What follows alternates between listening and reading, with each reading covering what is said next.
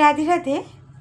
ভগবান শ্রীকৃষ্ণ তাঁর সদ্য ভক্ত মাধবেন্দ্র পুরীপাদকে স্বপ্নাদেশ দিয়ে বলেছিলেন এই বৈশাখে গরমের তাবদাহে তাঁর শরীর অত্যন্ত জ্বালাপোড়া হচ্ছে। তিনি যেন মলয় পর্বত থেকে চন্দন নিয়ে এসে তাঁর শ্রীঅঙ্গে লেপন করেন। সেই দিনটি ছিল অক্ষয় তৃতীয়া। তাই সেই দিন থেকেই উদযাপিত হয় চন্দনযাত্রা মহোমোহ উৎসব। আমরা তো আমাদের বাড়ির বিগ্রহকে শ্রীঅঙ্গে, ভগবানের শ্রীঅঙ্গে চন্দন লেপন করেছি কর্পূর সহযোগে।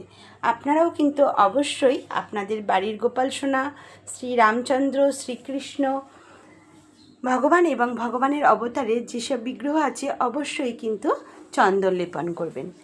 প্রত্যেককেই কিন্তু আমরা চন্দন লেপন করে দিয়েছি। আর এখানেই চন্দন লেপন হচ্ছে শ্রীমতী রাধারানীর। কীরকম লাগছে অবশ্যই কিন্তু আপনারা কমেন্টে জানাবেন।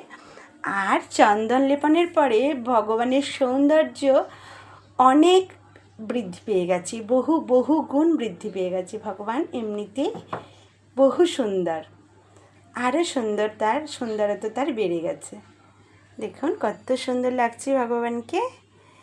জয় জয় অচ্যুত সোনার, জয় জয় গিরিধারী বংশীধারী রাধারানীর জয়, জয় জয় গোপীনাথের জয়। এই যে গোপীনাথ এখানে, হরি হরি বল।